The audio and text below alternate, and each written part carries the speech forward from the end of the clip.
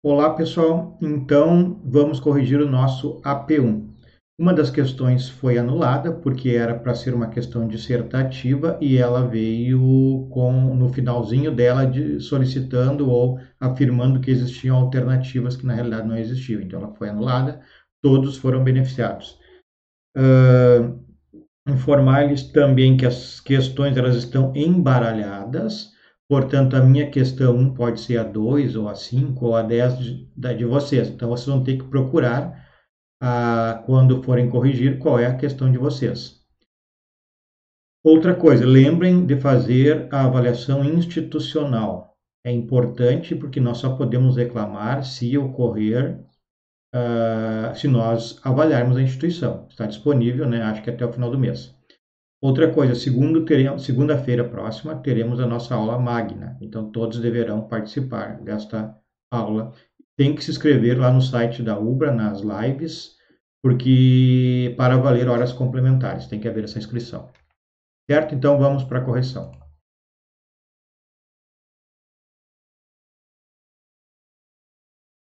Então, a primeira, criminologia nos dias atuais, resposta letra A. É uma ciência empírica. É empírica porque ela vai a campo, estuda os processos, estuda os fatos, estuda os inquéritos, as estatísticas. Então, isso, empirismo é experiência, pela prática da experiência. Interdisciplinar e multidisciplinar, na verdade, ela se utiliza de diversas outras ciências para estudar e desenvolver os seus resultados. E integrada, ela é integrada a outras ciências também. A letra B está errada ali pela palavra não controlável, porque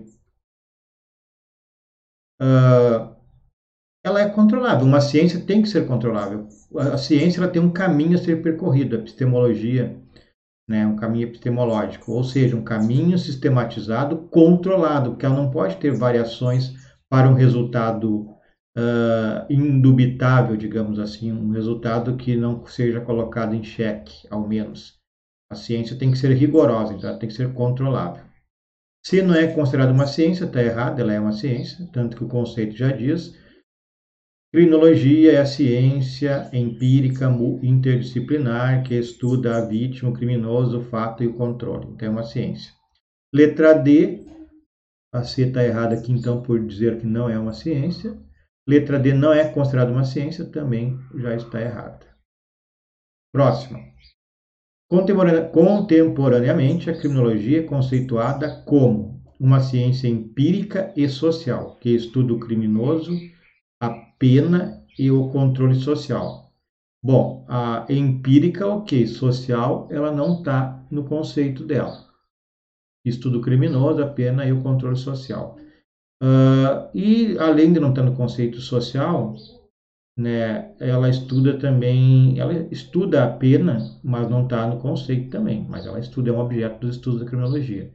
Mas então essa assertiva da linha A, assertiva da linha A não é o mais correto, né? Está de acordo com o conceito que nós estudamos. B, é uma ciência empírica e multidisciplinar que estuda as formas como os crimes são cometidos. Ela estuda, né, as formas como os crimes são cometidos, mas não está completo esse conceito também. C, uma ciência empírica e interdisciplinar que estuda o crime, o criminoso, a vítima e o controle. Aqui está certo, completo o conceito que nós estudamos. D, uma ciência jurídica e interdisciplinar que estuda as formas como os crimes são cometidos. Na realidade é uma ciência empírica, né, pessoal? Então o conceito completo é o C. É correto afirmar que a criminologia é uma ciência do dever ser. Na realidade, o dever ser é como as pessoas deveriam se portar. É a lei que é do dever ser. Como nós deveríamos nos portar é a lei que diz, e como nós nos portamos é o ser. Então, a criminologia não está ligada à lei, o objeto dela é estudos, é pesquisas. Então, não é a ciência do dever ser. É uma ciência não é uma ciência interdisciplinar, está errado. Não é uma ciência multidisciplinar, está errado, porque em ambos os casos prevê ligação com outras ciências e a criminologia ela se utiliza de outras ciências para os seus estudos. É uma ciência normativa, ela não é ligada à norma, direito penal que é ligado à norma. Ela pode subsidiar o legislador para criar normas de direito penal, aí sim. É uma ciência empírica, correto isso aqui. Atualmente são objetos de estudo da criminologia. Letra A, o delito, o delinquente, a vítima e o controle social.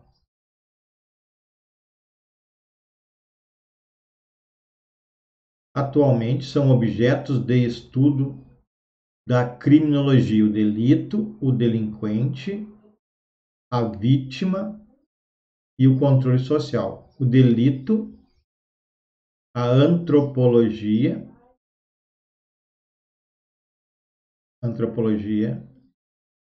não, psicologia, não. O delito e os fatores biopsicológicos, não está no conceito. Delito e delinquente, tá. Mas essa resposta aqui, a letra A, está certa. Delito, delinquente, vítima e controle social. A resposta completa é a A. Delito, é o crime, o delinquente, a vítima e o controle social.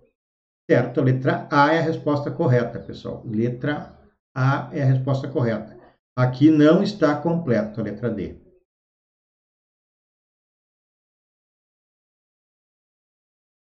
É correto afirmar que a criminologia contemporânea tem por objetos delito, delinquente, vítima e controle social. Ok. Tipificação do delito. Não, isso aqui é feito na seara do direito penal. Apenas o delito. Não. Apenas o delito e delinquente. Também não. Então a letra A é a correta.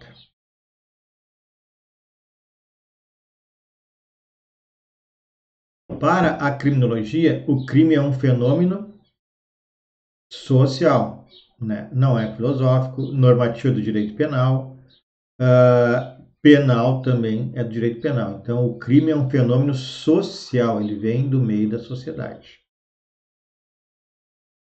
Próxima. Entende-se por sobrevitimização a vítima secundária, a qual consiste em sofrimento causado à vítima pelas instâncias formais de justiça. Sim, a vitimação primária é quando o indivíduo ele sofre o crime. A vitimização secundária é quando as instâncias formais da justiça, polícia, etc., ainda causam um mal, né, uma injustiça, algum dano à pessoa. Então é a atuação do Estado aqui. Então está certa a letra A. B. A vítima secundária, a qual consiste em efeitos decorrentes do crime, como por exemplo dano patrimonial, físico e moral sofridos pela vítima como consequência do crime. Aqui é a vitimização primária, pessoal. Vitimização primária, a qual consiste em discriminação oriunda do círculo de relacionamentos familiares. Aqui é a vitimização terciária. Então, terciária, aqui primária. A vitimização primária, a qual consiste em efeitos decorrentes do crime, como por exemplo dano patrimonial. Aqui é primária. Não, peraí. A vitimização primária, a qual consiste em efeitos decorrentes do crime, como por exemplo dano patrimonial, físico e moral, sofrido pela vítima como consequência do crime.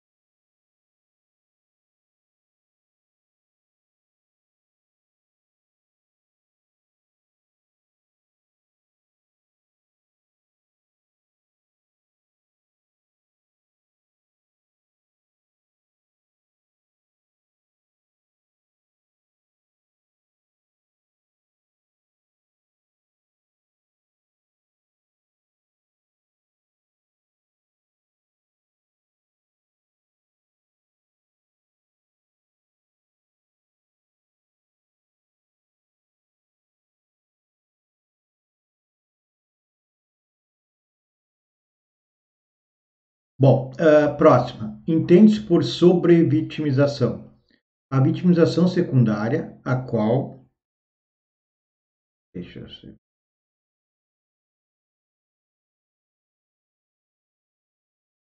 Próxima. Entende-se por sobrevitimização. Letra A. A vitimização secundária, a qual consiste em sofrimento causado à vítima pelas instâncias formais de justiça criminal. Está correto nessa questão aqui, o indivíduo sofre pela atuação do Estado, enfim, truculência, injustiças, etc. Então está correto. Letra B, vitimização secundária, a qual consiste em efeitos decorrentes do crime, como, por exemplo, dano patrimonial físico e moral, sofridos pela vítima, como consequência do crime. Bom, dano patrimonial físico e moral pode ser primária ou terciária. Me parece que aqui seria terciária. Por quê? Porque quando há um sofrimento excessivo no crime, é terciário. Quando é apenas a causa do crime, esse sofrimento é o normal do crime praticado, seria primário.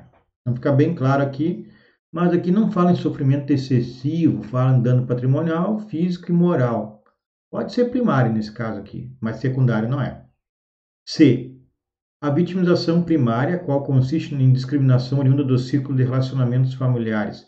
Não, a vitimização primária é quando é o próprio delito, né? Que o indivíduo sofre os danos do roubo, do furto, do estelionato, etc. É o resultado do crime, a primária. Então, está errado aqui também. Vitimização primária, a qual consiste em efeitos decorrentes do crime, até aqui estaria correto. Como, por exemplo, dano patrimonial, físico e moral sofrido pela vítima como consequência. Aqui como fala em físico e moral, né, parece que passa do normal ali de lesionar alguém, né? Então aqui pode ser a terciária, né? Deixa eu ver se eu consigo mostrar para vocês aqui no polígrafo, para vocês entenderem. O polígrafo diz assim, acho que vocês, não sei se vocês não veem, mas diz assim, ó, vocês podem acompanhar na página 5. Vítima primária, quando o sujeito é diretamente atingido pela prática do delito. Então, no furto, inversão do patrimônio. Vítima secundária, derivado das relações existentes entre as vítimas primárias e o Estado em face do seu aparato, como polícia, burocracia, falta de sensibilidade de operadores do direito, etc. Vítima terciária é a vítima envolvida em um delito, mas tem um sofrimento excessivo além das leis vigentes, como o acusado que sofre sevícias, torturas, etc., ou que responde processos que não é autor, como da escola de base, né? Então, na nossa questão aqui, vamos revê-la, a letra A está correta, né? A letra B é a vitimização secundária, qual consiste em efeitos decorrentes do crime, como, por exemplo, dano patrimonial, físico, moral e sofridos pela vítima. Como eu disse, poderia ser, me parece que aqui é o primeiro, vitimização primária. Ele não deixa bem claro, mas não fala em sofrimento excessivo, sevícias, etc., né? Vitimização primária, a letra C agora, a qual consiste em discriminação oriunda do ciclo de relacionamentos familiares e sociais da vítima, em razão do delito. Não, aqui não é. Pode ser aqui o terceiro, um excessivo sofrimento. A letra D, a vitimização primária, qual consiste em efeitos decorrentes do crime, como, por exemplo, o dano patrimonial, o físico e moral sofridos pela vítima, como consequência do crime. Aqui fala em moral, né, pessoal? Então, pode ser que seja o terceiro.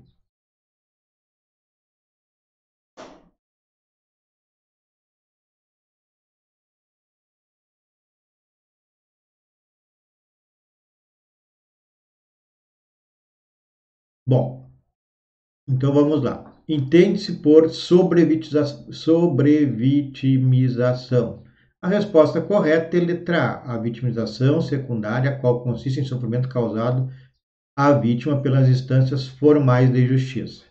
Bom, resumindo tudo isso aqui, vitimização primária se considera a pessoa que foi vítima e tem os danos, enfim, os resultados negativos em relação ao crime, né, a vítima de ocorrências normais. No furto, foi vítima de inversão da posse. Na lesão corporal, foi vítima de uma lesão. Isso é a vitimização primária. A vitimização secundária é quando a vítima sofre os efeitos da atuação do Estado. Por exemplo, ela responde a um processo injustamente, a um arbítrio do servidor público. E a vitimização terciária é aquela que há um sofrimento excessivo por parte da vítima. É ser viciada, é torturada, por exemplo, né? Então, a resposta certa aqui, letra A, que é a mais completa. Próxima. Fenômeno comum em países em desenvolvimento ou emergentes, propiciam a promiscuidade, o afrouxamento dos freios morais, o desrespeito ao próximo e outros desvios comportamentais, empurrando aqueles que vivem ou sobrevivem nessas situações a uma existência marcada pela inclinação ao crime. Assinale a alternativa que preenche corretamente a coluna do texto. Repetindo, fenômeno comum em países em desenvolvimento ou emergentes, propiciam a promiscuidade, afrouxamento dos freios morais, o desrespeito ao próximo e outros desvios comportamentais, empurrando aqueles que vivem ou sobrevivem nessas situações a uma existência marcada pela inclinação, tá, pessoal? Não quer dizer que todo mundo que está nessa condição é criminoso, mas inclinação. Assinale a alternativa que preencha corretamente a lacuna. Então, o que é comum em países em desenvolvimento?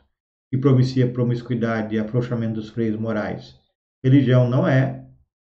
Subemprego, apesar de ser negativo, não é. E migração também pode ou até colaborar na criminalidade, mas não é. O que afrouxa os freios morais em países que estão tentando se desenvolver são as condições de habitação, né? 5, 10 pessoas moram em uma ou duas peças. Resposta, letra D. Próxima. Atua como agente informal de controle social, informal, Polícia Civil, formal, Ministério Público formal, Juiz de Direito formal. Formal e formal.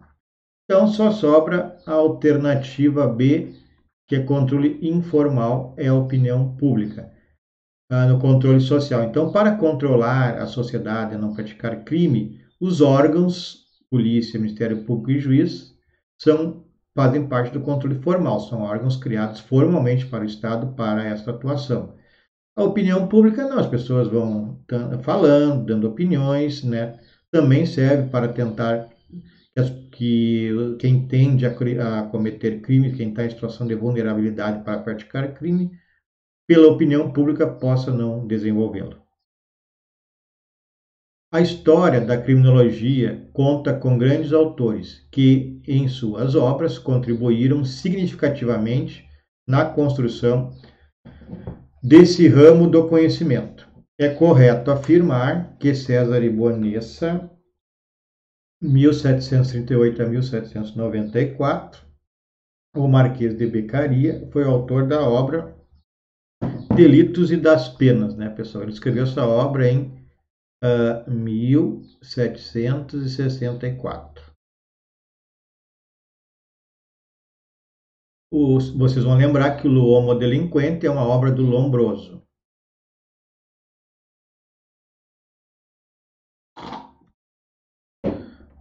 E a última questão dissertativa, né, já que uma delas foi anulada. Uma autoridade entrevistada em um meio de comunicação afirmou que o alto índice de crimes patrimoniais que ocorriam na cidade BXY tinha em parte como origem a pobreza. Explique se esta afirmação é verdadeira. Esta afirmação é verdadeira. Agora, alguns colocaram que não, né, alegando que não dá para dizer que todo pobre é criminoso, então vamos lá. Não quer dizer que todo pobre é criminoso. Não quer dizer que somente pobre delinque.